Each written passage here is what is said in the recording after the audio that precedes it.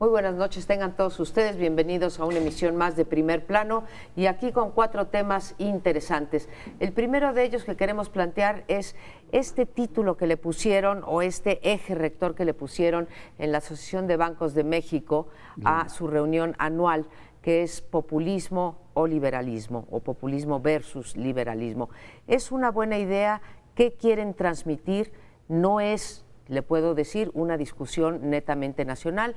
Lo puede usted leer en revistas tan prestigiadas como el Economist de Gran Bretaña, en los periódicos de ese mismo país, en Estados Unidos, en América Latina. Es una discusión que se está dando a nivel mundial y es el tema que escogen los banqueros. No podemos disociarlo de las elecciones del 2018, aunque ellos mismos lo hicieron, puesto que aquí se habla de que uno de los candidatos podría estar ligada a esta idea de populismo. Yo les quiero poner 2 temas en la mesa. Primero, para mí estas categorías, ¿sí?, y estas dicotomías que se me hacen, pues ya no son útiles para ordenar los debates políticos, izquierda-derecha, populismo-liberalismo. Ya no me alcanzan, ¿no? Ya hay populismos de derecha y hay populismos de izquierda. El populismo, hay que decirlo, no tiene ideología, diría yo. El liberalismo sí es un cuerpo ideológico, pero el populismo no lo es. Ese sería un primer tema.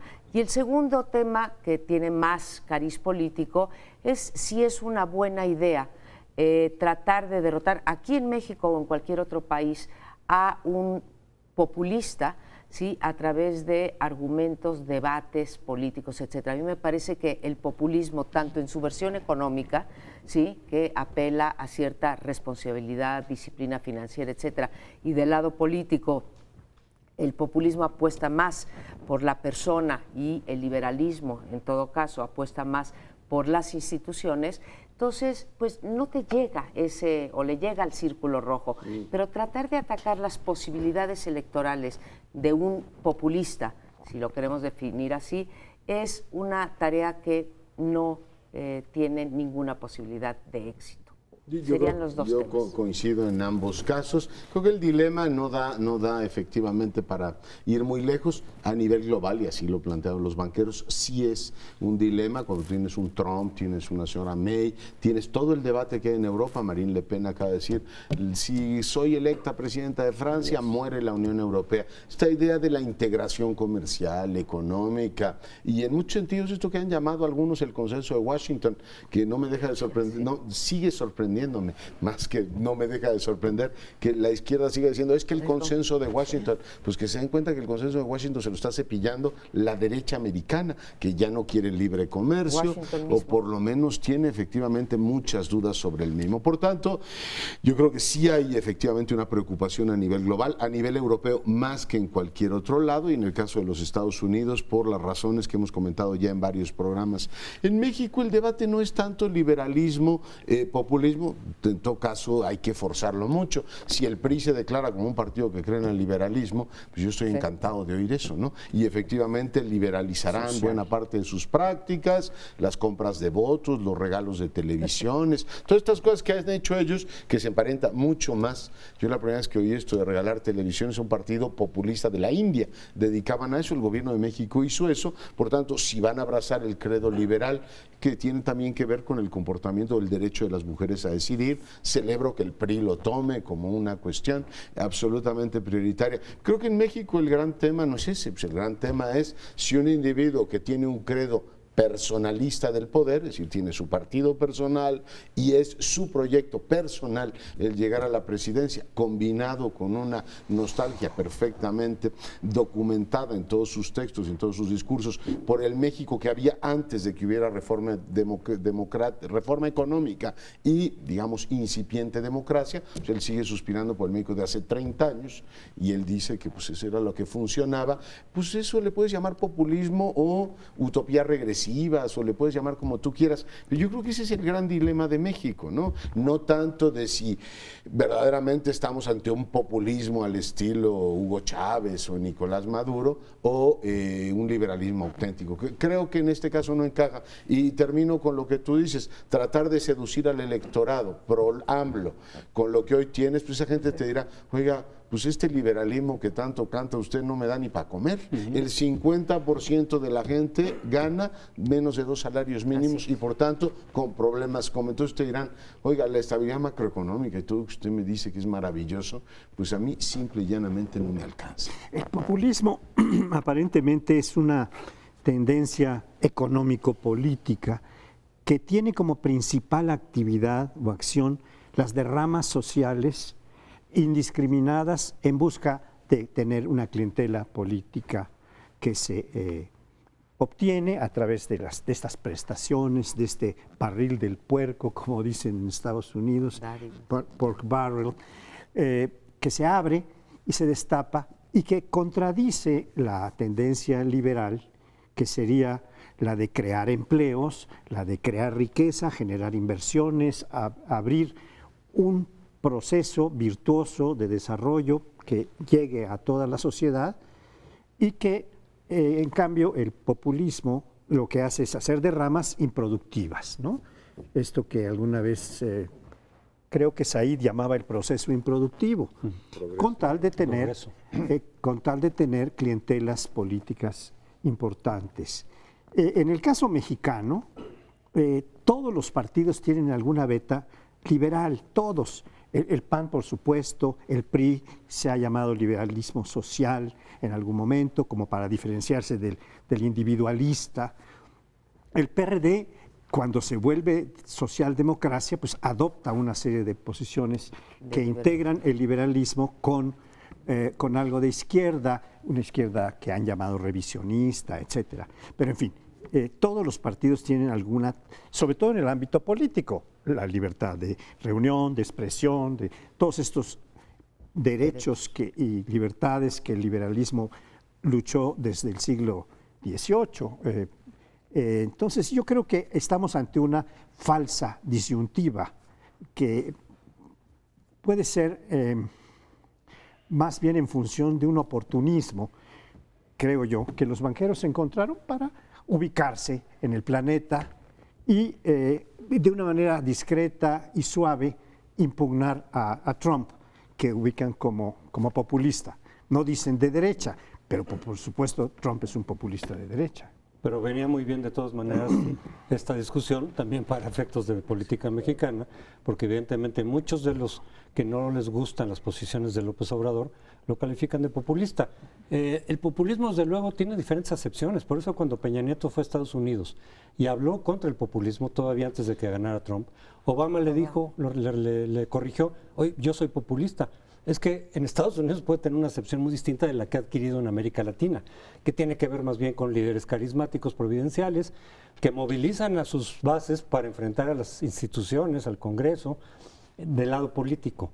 Y del lado económico es más bien proyectos económicos que no tienen sustento real, sustentabilidad, y que terminan por dañar a la economía con deudas extremas, etcétera, ¿no? Por eso ubican mucho como populista, por ejemplo, las políticas de Echeverría. Y pareciera que las propuestas de López Obrador económicas van en ese sentido. Tiene una cantidad de programas y la forma en que las financia, sí dice cómo las va a financiar, pero como que no tienen mucho sustento. Entonces mucha gente dice, se le va a venir para abajo, va a empezar a ver ese tipo de problemas otra vez de graves crisis económicas. Ese es el temor. Y por eso yo sí creo que los banqueros tienen una intencionalidad política electoral para prevenir de nueva cuenta si es que eso fuera eficaz, que creo que no lo es. ¿Por qué? Porque el liberalismo tampoco es que sea lo bueno frente a lo malo. Es muy maniqueo como se planteó el discurso en estos días de Peña Nieto. Es decir, el neoliberalismo es que tiene también muchos problemas, como se ha aplicado en todo caso, sí genera mucha desigualdad, sí genera mucha concentración del ingreso, o así ha sido. Y precisamente por ello entonces las otras opciones empiezan a crecer, aunque las otras opciones puedan tener mucho de criticable, pero si crecen de pronto y si surgen esas opciones es porque el otro no ha funcionado muy bien. Entonces no puedes plantearlo en términos tan maniqueos como se está manejando en Acapulco. Estaría de acuerdo y diría una cosa, Francisco José, más que todos los partidos en México, me preocupa más que tengan una beta liberal, que todos tienen una beta corporativa. Eso creo que sí lo podemos afirmar con claridad, que sí, cuando llegan a ser gobierno, si es que no la tuvieron desde antes, en cuanto llegan a ser gobierno, se vuelven, se mimetizan, ¿no?, con el PRI. El PAN, en el caso del gobierno federal y los que ha ocupado la silla presidencial 2 veces, y en el PRD también pues tenemos los casos de todos los gobiernos locales o las delegaciones que han tenido acá. Entonces, esa beta populista, clientelista, de patronazgo que tienen los partidos en México, me parece grave porque está muy asociado a la corrupción y en particular al tipo de corrupción que denominamos desvío de recursos públicos. Entonces, yo creo que en México sí hay una posibilidad real de caer en el populismo a través de el candidato que se le ha acusado de populista, que, bueno, no sé si acusar sería la palabra adecuada, se le ha tildado, señalado como populista. Y creo que sí vale la pena hacer la distinción entre querer atender las demandas populares y ser populista. Porque, vaya, creo que cualquier gobierno que llegue quisiera atender las demandas populares. El problema es, como decía José Antonio, es el cómo, ¿sí? Y en el caso del populismo yo creo que la apuesta es eso, a la voluntad. Si uno lee el libro de la salida de Andrés Manuel López Obrador, ¿qué es lo que encuentras? Yo creo que podemos estar de acuerdo con el diagnóstico, ¿no? Hay una gran desigualdad, hay una gran corrupción, pobreza, hay un gran cinismo, hay una gran pobreza en este país, las empresas pequeñas y medianas no tienen oportunidad de crecer, etcétera. Pero cuando él te dice que a partir de ahorrar ciertas cosas en el gobierno va a solucionar el problema, pues ya no es creíble, no tiene asidero. Yo no entiendo eso, María Amparo. O sea, para mí el decir que una cosa no es exacta no es que sea populista. O sea, si un señor dice que reduciendo efectivamente la corrupción vas a o ahorrando una cantidad de dinero, incluido vendiendo el avión del presidente o suprimiendo los ¿cómo se llama? Los salarios de los expresidentes, pues eso simple y llanamente no es exacto. O sea, eso es como si yo digo que vas a curar la malaria tomando agua pura. Pues va a decir, este señor no está diciendo algo exacto. Yo no veo por qué eso se emparenta automáticamente con el populismo. No veo tampoco cómo la mayor parte de los partidos se reconocen en el credo liberal y no lo son. O sea, tú no puedes ser, como en el caso del PRI, liberal y al mismo tiempo ser un partido corporativo y de masas. No puedes, como en el caso del PRD, ser un partido estatista y al mismo tiempo reconocerte en el liberalismo. No puedes, como en el caso de Morena, ser un partido abiertamente nacional revolucionario y decir yo me reconozco en el liberalismo. No, a ver, liberalismo significa libertades económicas, sí, en la vertiente neoliberal, pero significa también libertades individuales. Las mujeres tienen derecho a decidir, cada quien se casa con quien quiera, y libertades políticas. Pero es el paquete completo, no es, a mí solo me gusta esta parte del liberalismo. Perdón, pero si el PRI se declara liberal en estos tiempos, sería una gran hazaña. Cuando Salinas les metió el tema que querían ser liberales sociales, la reacción fue brutal y regresaron al credo con el que se sienten cómodos. Los perredistas, los morenistas y los priistas. El nacionalismo revolucionario. Sí, pero bueno, tú querías decir algo, ¿verdad? Lo que pasa es que yo creo que es muy interesante esto que planteaba María Amparo, en el sentido de incorporar en el análisis de esta disyuntiva el corporativismo, porque el corporativismo también puede ser populista, es decir, se hacen las derramas a los sindicatos, a las corporaciones que tienen una gran capacidad para sostener el poder, y este es un tema que todos los partidos tienen, y también habría que hacer una distinción entre lo que es en la inmediatez de las necesidades urgentes que requiere de ramas de salud, de vivienda, de alimentación fundamentalmente, de un populismo a largo plazo, en donde no se plantean soluciones para crear riqueza en serio y también a largo y mediano plazo.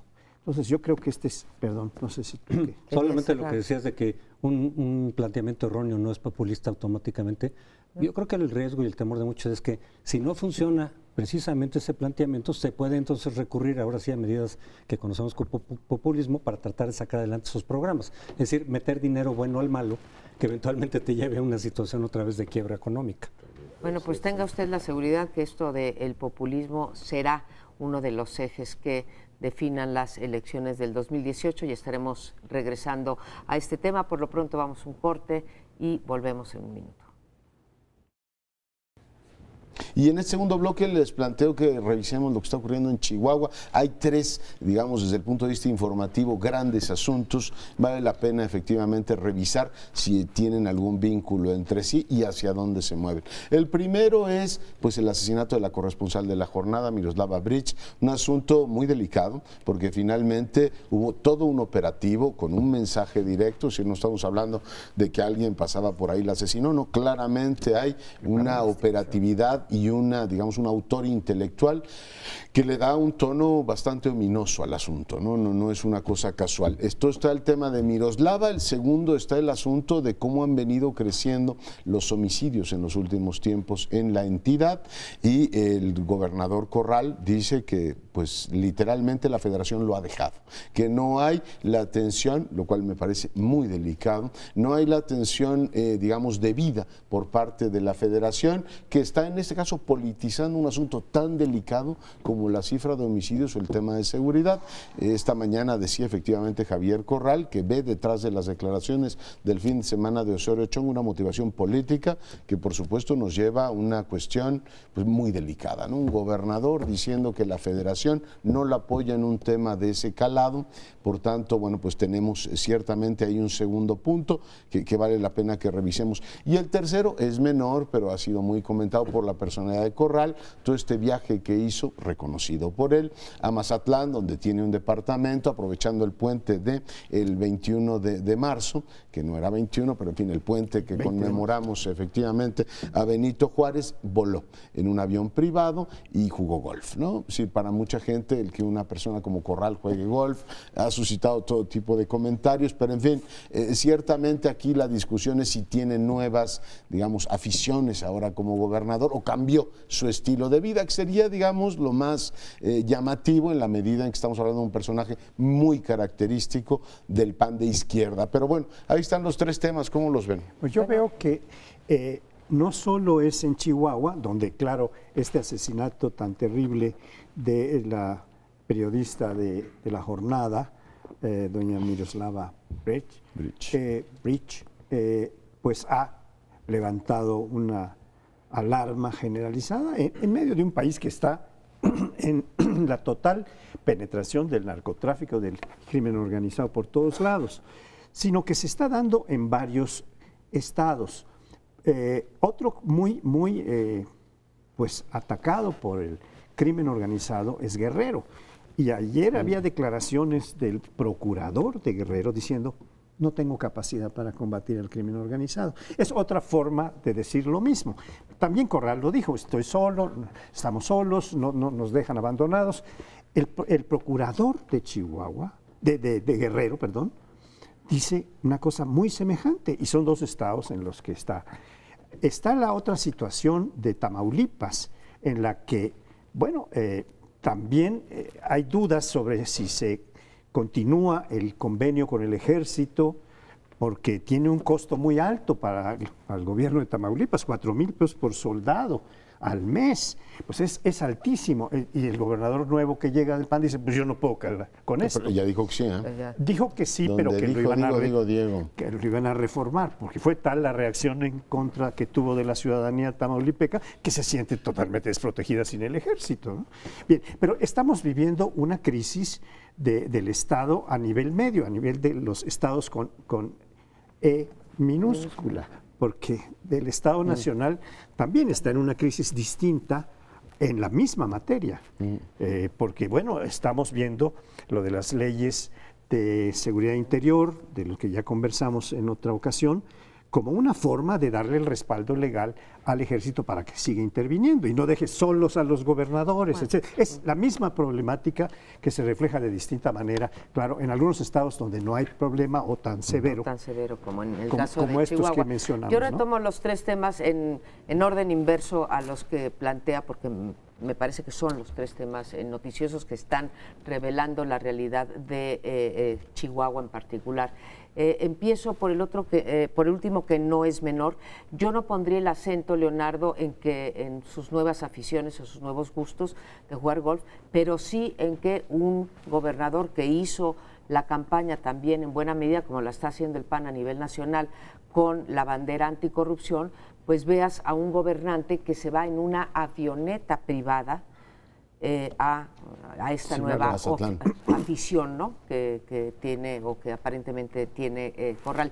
El hecho de que él haya dicho que no fue invitado, sino que la pagó de su bolsillo 42,000 pesos por el viaje, pues no habla tampoco bien de una imagen de un gobernador austero, pero en fin, sería pasable si en efecto la pagó él, pero no ha exhibido tampoco ningún recibo en ese sentido. Entonces, ahí hay una primera cosa que luego nos lleva a los ciudadanos a decir, bueno, pues todos son iguales, ¿no? Cuando llegan al poder empiezan a aprovecharse. La segunda, que me parece importantísimo, que es me dejan solo. Yo puedo entender, ahora, no ofrece evidencia, él no ofrece evidencia de que la federación se haya retirado de Chihuahua con respecto a lo que ocurría con el anterior gobernador. Entonces, ¿en qué situación estamos ahí? Primero, los mensajes. Esta idea de que se sube la tasa de homicidios cada vez que cambia un gobernador parece volverse una regularidad. Ocurrió en Veracruz, por mencionar alguno, pero está ocurriendo en varios. Entonces, otra vez el mensaje, y sí subió la tasa de homicidios, pero no veo yo que se haya retirado la federación, y vuelve a prender los focos rojos sobre que los gobernadores, esto no es culpa de Corral desde luego, no han hecho su trabajo tampoco en términos de dedicar recursos a la policía, profesionalizarla, etcétera. Y finalmente, lo de Miroslava creo que lo tenemos que poner más allá del caso de Chihuahua, lo tenemos que poner en el contexto de que llevamos pues 30 asesinatos de periodistas, ¿sí? Y lo más espeluznante es que no se han aclarado. O sea, son periodistas, como tú bien lo dijiste. Aquí la señora Miroslava estaba investigando las tomas de aguas de una serie de ductos que había en el estado de Chihuahua, que afecta intereses pues muy poderosos y muy particulares, precisos, ¿no? Muy precisos, y entonces, bueno, se hace todavía más importante que esto se aclare. Entonces, son tres problemas que nos pones, Leonardo, de una gravedad estructural, ¿no? Yo creo que Javier Corral yo he visto varios análisis que ya dan por fracasado su gobierno. Acabo de empezar. Es cierto que tiene que hacer cosas, desde luego, ojalá que las pueda hacer, también en relación con lo que ofreció de rendición de cuentas del antiguo gobierno, del gobierno saliente. Bueno, a veces ellos tienen los elementos, no siempre. Ojalá que sí, que se pueda proceder a todo eso. Lo de la seguridad, bueno, ojalá que haga algo también que resulte eficaz. Pero sí debería él de cuidar un poco más su imagen, porque él tuvo una trayectoria bastante recta, creo yo, durante su diferente carrera política en el PAN. Se ha mantenido, digamos, una posición de consistencia. Yo recuerdo que fue el único, junto con otro senador panista, que durante el desafuero de López Obrador, el único panista que sacó un desplegado diciendo esto no es democrático. Había muchos panistas que lo pensaban, pero nadie lo decía. Entonces, claro, eso también generó ciertas confrontaciones con su dirigencia en distintos momentos, pero precisamente por ser congruente. Ahorita ya en el gobierno sí debería de cuidar un poco más ese tipo de cosas, porque entonces da la imagen de que una vez en el poder todos o corrompen o se transforman o les gana, digamos, la soberbia, los deseos de una vida aristocrática, que es contra lo que él ha combatido durante toda su trayectoria política. Y que tiene lo suyo, porque en una democracia pues deberían vivir como vive el resto, digo yo, los representantes como vive el resto de los mortales. Ya platicaremos del caso del PRD, porque la dirigente tenga un departamento en Miami, a mí se me hace también como muy poco, digamos, muy poco compatible con el estilo de vida que tenemos la mayor parte de los mexicanos. Pero regreso a Corral, yo creo que decir que su gobierno es fallido es una barbaridad ideológicamente intencionada. Es un gobierno que está empezando, es un gobierno que está apenas desplegando. Lo que creo que sí es muy delicado y muy serio es que el gobierno del presidente Peña Nieto sea acusado por un gobernador panista, apoyado por un sector del PRD, de que los están dejando solo. O sea, ahí estamos hablando de un asunto muy delicado, porque si de algo se quejaron los gobernadores de Hidalgo y Estado de México, hoy presidente y otro secretario de Gobernación, es que Felipe Calderón presionaba indebidamente, el gobierno anterior, a los gobernadores e incluso los airía públicamente diciendo usted no hace su trabajo. Lo que está quedando claro detrás de lo que ocurre en Guerrero, lo que ocurre en Tamaulipas y lo que ocurre de manera muy clara en Chihuahua es que el modelo de combate al narco pues está claramente fracasado, pero está fracasado en el ámbito federal. No es que los gobernadores no hagan su tarea, dirán, oiga, buena parte de estos homicidios son producto del tema que usted combate, indelegablemente usted combate. Y delitos federales. Usted decida si usa el ejército o usa, cuando hablamos de que el ejército reemplaza, el ejército está reemplazando a la Procuraduría General de la República y a la Policía Federal, que son las que deberían entenderse de esos delitos que no combaten. Como el gobierno no se da abasto, pues llama a los militares. Y el último apunte para todos aquellos que dicen que es expansiva la voluntad del ejército con la Ley de Seguridad Interior, que revisen lo que ocurrió en Tamaulipas. En el momento que el gobernador dijo se van, la propia sociedad le dijo, oiga, y no son radicales que estén pidiendo violen derechos humanos, no, la gente está pidiendo la presencia del ejército. Lo digo por incluir también eso en o sea, nos urge un nuevo modelo de seguridad, uno, despolitizado. O sea, lo que está diciendo Corrales, está ampliamente politizado y las culpas a quien se las merecen. O sea, la función de combate al narcotráfico no es de los gobernadores, es de la Federación. Y si la hace el ejército es porque no hay capacidades ni en la PGR ni en la Policía Lo que Federal. se ha puesto de manifiesto en alguna medida, muy claramente en algunos casos, es que el fracaso de la Federación en el combate al crimen organizado en alguna forma está siendo propiciado por los gobernadores que entran en contacto con el crimen organizado, en Coahuila con los Zetas, los Moreira, Humberto más bien, en Guerrero, sí, que ya regresa como quiere ser candidato a diputado, pero tal vez lo tocamos en el siguiente bloque. U otros como Michoacán, muy patentemente, en donde eso era notable, lo de Michoacán, ¿verdad? Incluso el hijo del gobernador estaba inodado con el narcotráfico. El propio gobernador interino. Y el propio gobernador, después el gobernador interino que está en la cárcel. Es decir, esto no es un asunto que se pueda atribuir tirando la bolita de gobernadores a federación o a municipios. Es un asunto nacional que requiere una política nacional. Sí, pero llevamos 10 años con una política que a todas luces está fracasando y seguimos dando vueltas a la misma noria, ¿no? Y entonces todos reconocemos que fracasa, el ejército pide a gritos que quiere regresar a las labores propias de su institución y el hecho claro desde mi punto de vista es que solamente hay una cosa peor a que el ejército esté llevando a cabo funciones de seguridad pública y que es que nadie las asuma, porque tenemos que reconocer que las ha asumido por una orden, ¿sí?, del poder civil y lo están haciendo pues porque se los han pedido y porque es una institución leal. Yo el problema que veo es lo de las policías, y en 10 años no se ha logrado avanzar en ese sentido, es que es algo estructural que no se ha abordado de manera adecuada, de tal manera que mientras no se haga algo distinto, nos echaremos otros 10 años con el ejército en las calles. Pues claro, la naturaleza del sistema político que tenemos fomenta eso, por tanto, mientras no cambiemos esa base, creo que no va a haber resultados. Lo que sí tenemos que hacer es una pausa, regresamos en un instante. Bueno, y los conflictos internos del PRD continúan. Parece que ya se inició, digamos, una dinámica de autodestrucción motivada fundamentalmente en el origen por la salida de López Obrador, que su intención era esa, su intención era que Morena sustituyera como eje de la izquierda mexicana, o así llamada izquierda, al PRD. Lo está logrando, ya todo apunta que eso es lo que va a suceder, pero por lo mismo el PRD se está desgastando anticipadamente. Yo he sostenido que la definición de la candidatura por el 18 iba a generar una nueva ruptura dentro del PRD. Bueno, se adelantaron los tiempos, pero ya se está en eso.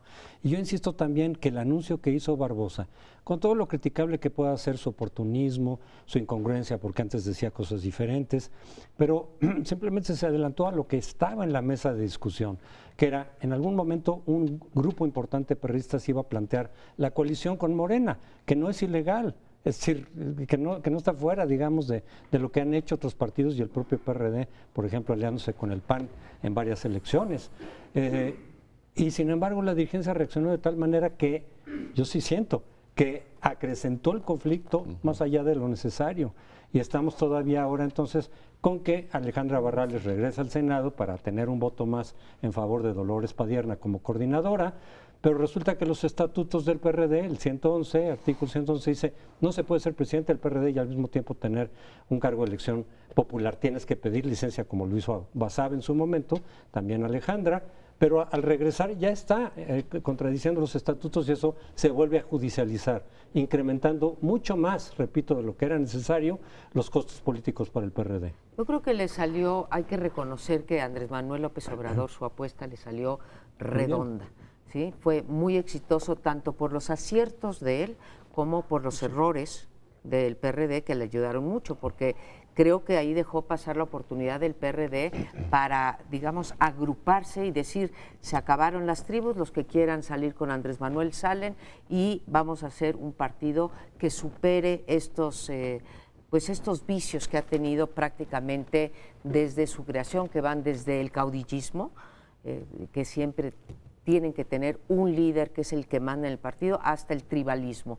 Entonces dejaron pasar esa oportunidad y por eso digo que ayudaron también los errores del PRD.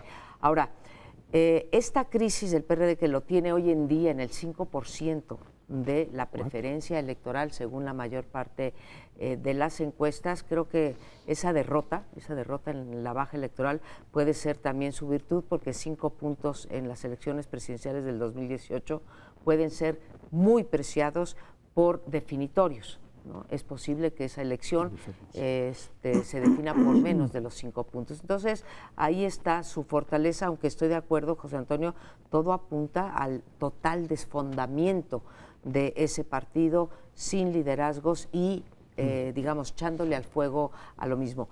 Barbosa, tú dices que pues se vale decir con quién te quieres aliar, sí, pero en un partido que se respete, en un partido institucional, hay cosas que primero se ventilan al interior de los órganos y no se utiliza el cargo público o el cargo de elección popular para decir el partido va para acá. Ese es el problema del PRD, que no sabe procesar sus conflictos internos.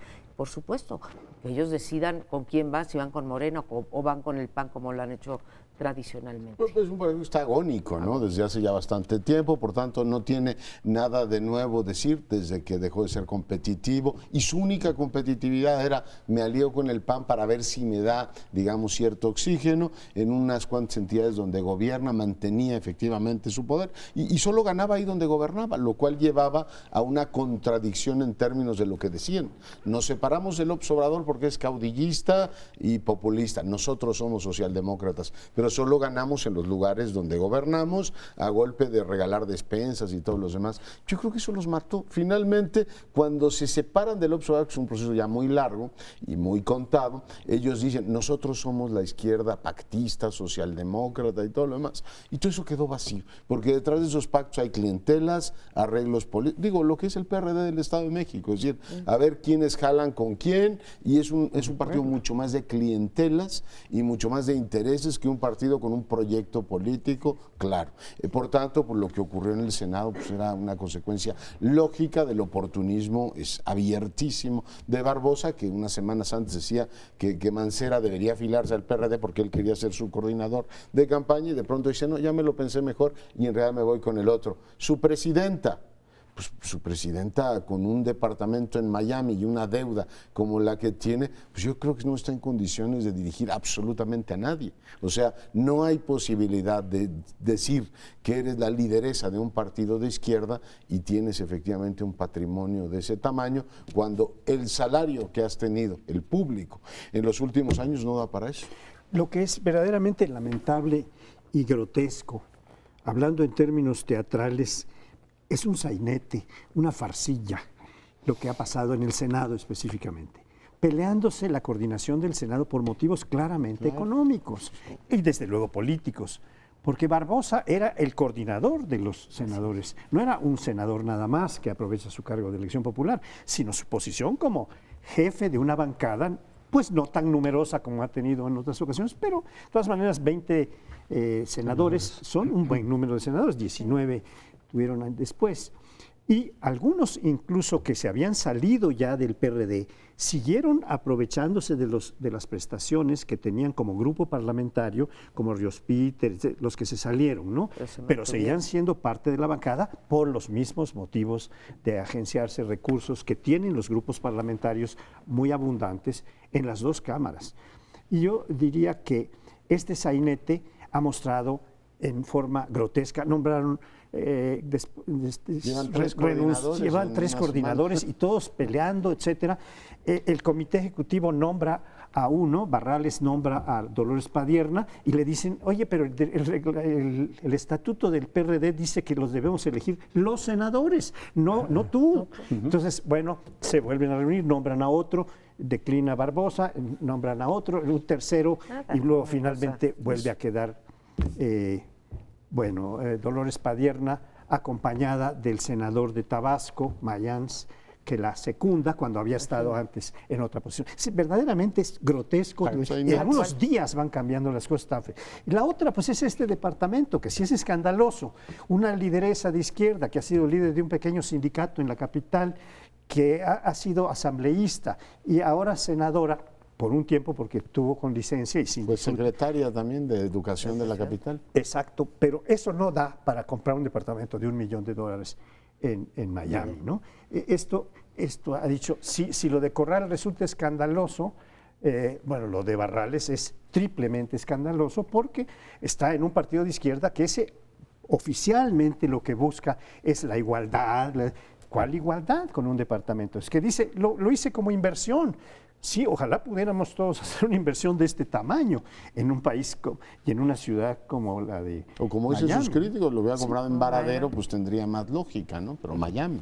Precisamente por todo este relajo dentro del propio Senado, es que yo insisto, no es que estuviera bien lo que hizo Barbosa. Desde luego Barbosa, como la gran mayoría de los políticos, con excepciones quizá, son muy congruentes en la búsqueda de su ascenso político. En eso son muy congruentes los políticos. Si ya no se puede en el PRD, me paso para el otro lado y luego para el otro, para otro partido, lo que haga falta.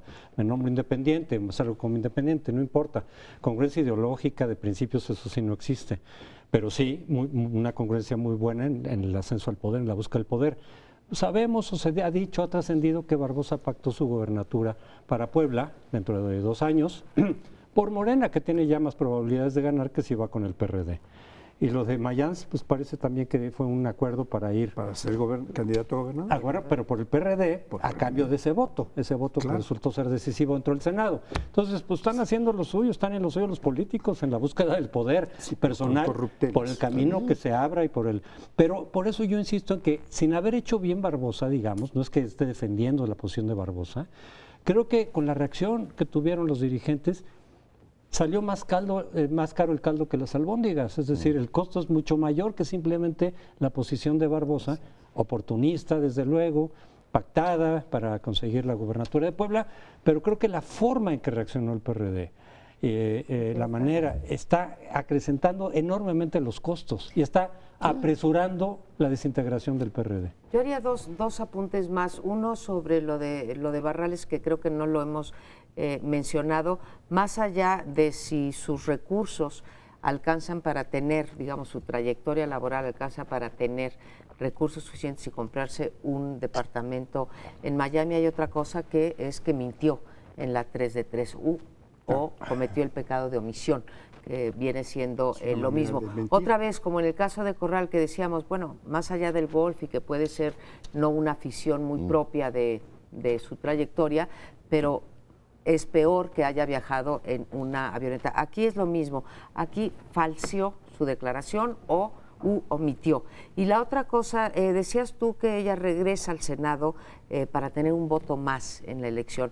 Y no se nos olvide que también puede haber regresado al Senado para tener fuero, que es otro punto que en este país pues sigue siendo una gran protección o una inmunidad parlamentaria. Absolutamente, y hace muy bien en subrayarlo. Yo creo que el pragmatismo político que tú describes muy bien, Crespo, es perfectamente lógico y se entiende, ¿no? Pero como que hay límites, ¿no? Los partidos siempre tienen intereses personales y también hay esto que llamaban los incentivos selectivos, ¿no? Es decir, tenemos una ideología, tenemos una coherencia pública. Yo me acuerdo cuando algún líder del PRD en Chihuahua dijo, hay que unirnos con el PRI, le dijeron, compadre, padre. O sea, pensemos en todo tipo de alianzas, pero no con estas. Es decir, lo que se ve muy mal de Barbosa es que el hombre, el sepulturero del PRD, que se llama Andrés Manuel López Obrador, que les acaba de decir en el Estado de México, con ustedes no voy ni a la esquina, porque mira que le rogaron que hubiera una alianza opositora en Morena. La apuesta del PRD, la apuesta de López Obrador es, primero los fundo y después vendrán de rodillas en el 18,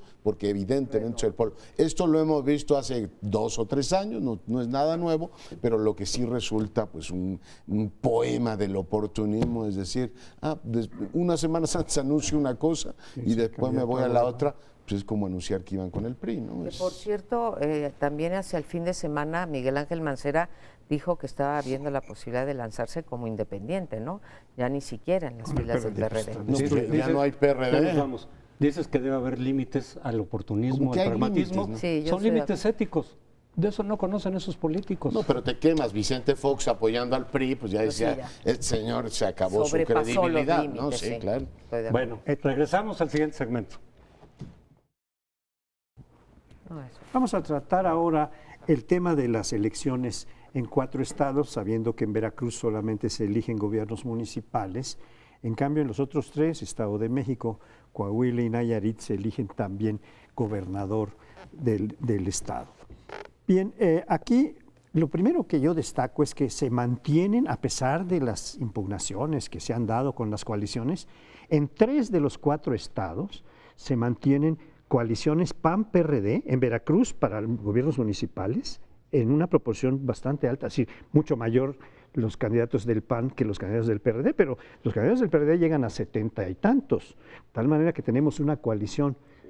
También en Coahuila vamos a tener una coalición donde el candidato es el del PAN, pero el PRD apoya, porque el PRD tiene que ir a la cola del PAN si quiere medio subsistir y medio ganar algunas posiciones de poder. Y en el Estado de México no hay coalición, pero lo que tiene el PRD es 4% de aceptación en la última encuesta que acabo de ver. Sí, 4% en el Estado de México, estando pues arriba varios más. Bueno, lo que también quiero decir es que estas coaliciones lo que nos hablan cada día más claramente es de que un partido solo, ni el PRI, como en el Estado de México es el único que va en coalición, con Verde, PANAL y el otro partido, el PES, y algunos regionales. Solos los partidos no pueden conquistar posiciones sustantivas de poder, como estuvimos acostumbrados en toda la etapa priista de dominación.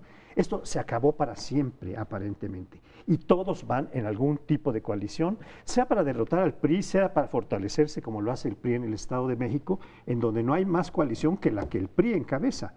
Pero todos ellos tienen esta condición. Y también vemos el ascenso de Acción Nacional como el que encabeza las coaliciones en 3 estados, en Nayarit, en Coahuila y en Veracruz. Está encabezando notablemente con sus candidatos, con sus posiciones, y el PRD se suma, pues más o menos simbólicamente, no tanto en Veracruz digo 70 y tantos candidatos son del PRD. En fin, este es lo que... A mí me preocupa mucho en el caso del Estado de México, más allá de que sean las más importantes por el tamaño del padrón, porque de ahí es el presidente, porque nunca ha habido alternancia, en fin, todo lo que hemos venido comentando aquí, pero sí es preocupante estas denuncias que ha venido habiendo antes incluso de que empiecen las campañas, bueno, necesariamente antes de que empiecen las campañas, de apoyos gubernamentales. Y la reacción de los propios funcionarios de gobierno, creo que también fue, corrígeme Leonardo, pero creo que también fue el propio Osorio Chong, fue Erubiel mismo, que dijo, a ver, aquí no hay nada ilegal y yo voy a seguir entregando programas sociales. Si son ciertos los reportes, no he hecho yo la investigación misma de este apoyo brutal que ha habido en términos de la presencia física de secretarios de Estado, más el dinero que se está entregando en eso que hablábamos, las redes corporativas hace un rato, es muy preocupante por 2 cosas. Uno, porque pueden ser unas elecciones muy cerradas y van a acabar en tribunales y pueden ser en ese sentido una, pues como la antesala de lo que va a ocurrir en el 18, ¿sí?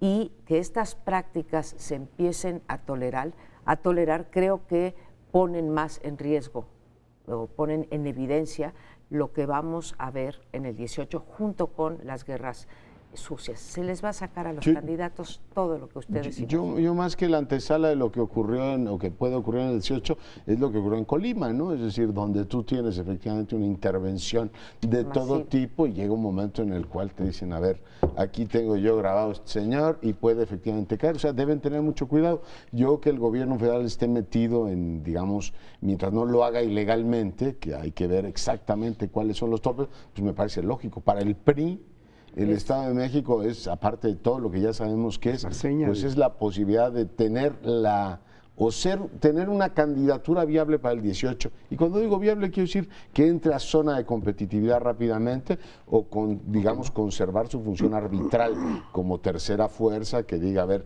se inclina más hacia López Obrador, se inclina hacia el PAN. Por tanto, la vida les ve en ello, no tengo la menor duda. Lo que es interesante es ver también cómo evoluciona el PAN y Morena, ¿no? Morena ha tenido efectivamente un buen desempeño con su candidata Delfina y Josefina entró con mucha fuerza. Hoy leo en el Universal que le vuelven a sacar después del que sacó Mexicanos contra la corrupción e impunidad, sacan un siguiente reportaje en el cual dicen que su familia está metida en escándalo. Hoy son las 8 columnas del Universal. O sea, se ve que el golpeteo va a mantenerse ahí y ahí pues habrá que interpretar las señales políticas que se están mandando, ¿no? El hecho de que el PRI y el gobierno federal estén volcados en el Estado de México, con esto que los límites a veces no están muy claros de qué se vale, qué no se vale en programas sociales, hasta dónde en tiempo electoral, pero que además a las autoridades electorales siempre quedan rebasadas en eso. Al final de cuentas no pueden hacer casi nada al respecto, o no lo hacen. No sé si algo puedan hacer específicamente, pero no lo hacen, quedan rebasadas. En tal caso, efectivamente, si el PRI ganara con esa política por un margen muy pequeño, pues obviamente se va a cuestionar la legitimidad de esa elección, quién sabe con qué consecuencias. Pero hay otro punto, hay que recordar que no siempre ese aparato le basta al PRI para ganar. También en Veracruz se dijo, están volcados, seguramente lo hicieron, y no les bastó para ganar. Porque hay muchas variables aquí en juego. Si Morena es el que va a competir con el PRI, como pareciera indicar toda la tendencia, el PAN parece que se está yendo para abajo, con estos golpes yo creo que puede ser más probable que se vaya para abajo Josefina. Entonces la definición de los votos útiles pueden ser la clave. Por un lado el PRD tiene 10 puntos en las encuestas. 4 no decía. 4 vi hoy. No, bueno, yo había visto que todavía hasta 10 en el Estado de México. En el Estado de México, México, sí. En el Estado de México. Bueno, yo había visto en Dermay Harris 14. Sí, Tú y ahora 10. 4, 10, o sea, sí tenemos variaciones. Yo todas las encuestas que he Reforma visto, hoy 4%. bueno, en las encuestas que he visto, en la mayoría hay un porcentaje importante. Pero puede cambiar precisamente a la hora de que a eso me refería, a eso iba. Si los perredistas ven, como van a ver, como ya vieron, que su candidato no es una opción de triunfo, pueden irse para otros lados, no sé para dónde, depende de cuál sea la orientación de esos votantes. Pero así sean 3, 4, 5 puntos, pueden cambiar, pueden ser decisivos. Si se mantiene Morena y el PRI en una especie de empate técnico, esos 4 o 5 puntos del PRD, si se fueran a Morena, digo por su posición lógica, pues entonces le pueden dar el triunfo. Yo creo que, a mí me llama la atención esta tragedia en la que va a volver a caer Josefina Vázquez Mota al tercer lugar, como cayó en 2012 en la sucesión presidencial, porque ya está muy claro que el primer, que va punteando es el del PRI, es del Mazo, ampliamente, y muy cerca se coloca Delfina, como ya bien decía José Antonio. Pero después de estos golpes, sobre todo si los exhiben en la prensa, en la opinión pública, de la riqueza de la familia, etcétera, que está inundada con problemas de lavado de dinero o cuestiones de este tipo, independientemente del asunto de los migrantes, que eso pues puede tener una cierta justificación. Además, ella ha dicho, yo no me beneficio de esto, sino que es para apoyar a una sección de la población que está en verdaderos problemas graves, ¿no? Esto sí, lo de la familia sí podría ser gravísimo y asegurarle un tercer lugar.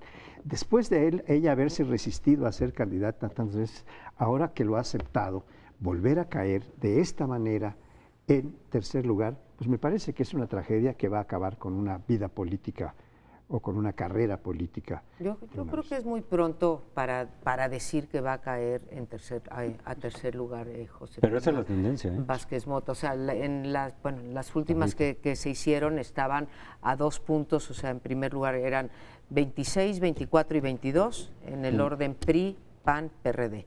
¿No? Delfina que con 22, empatados. que es prácticamente un empate. Entonces, cuando todavía ni siquiera empiezan las campañas, no empiezan el día 4 de abril o el 1 de abril, que pronosticar que se va a caer a tercer lugar se me hace un poco aventurado. Ahora, creo ahí sí que el valor a tutelar, además de lo que dijo Leonardo, de que le van a meter todo, ¿sí?, al PRI por la importancia del Estado, es que yo creo que parte de todo el aparato gubernamental y todo el aparato priista, ahí el valor a tutelar, como dirían los abogados, es que no gane Morena. Y que no gane Morena no solamente porque es peor para ellos perder, para el PRI perder ante Andrés Manuel López Obrador, sino porque esto significaría una bolsa de dinero pues muy considerable para ser usada para otros propósitos. Y sería, digamos, ya pues la estación de Finlandia, la preestación de Finlandia para López Obrador. A ver, yo creo que hay dos cosas que dicen las encuestas. 8 de cada 10 mexicanos quieren cambio de gobierno, y el asunto es que la mayor parte de las encuestas, el porcentaje más amplio es el que dice que no ha decidido todavía. Por tanto, lo que tú decías hace un ratito, los independientes, los que no tienen alineado su voto, dirán, a ver, ¿qué quiero? ¿Que quede Delfina o que quiere Josefina? Y yo creo, al igual que María Amparo, que esto no ha hecho más que empezar, y habrá que ver efectivamente cómo se empiezan a mover las cosas, ¿no? Lo que se perfila, a mi juicio, claramente, es que si las cosas siguen como van, el voto útil del PAN se puede inclinar hacia el gobernante del PRI, hacia el candidato del PRI, mucho más, si no se va a afinar a Pero si Morena. tienes el 80% que quiere cambio de gobierno, ahí tienes contradicciones. Bien, pero tenemos que irnos. Vamos a continuar la semana entrante con este debate, discusión, conversación de primer plano. Muy buenas noches, hasta pronto.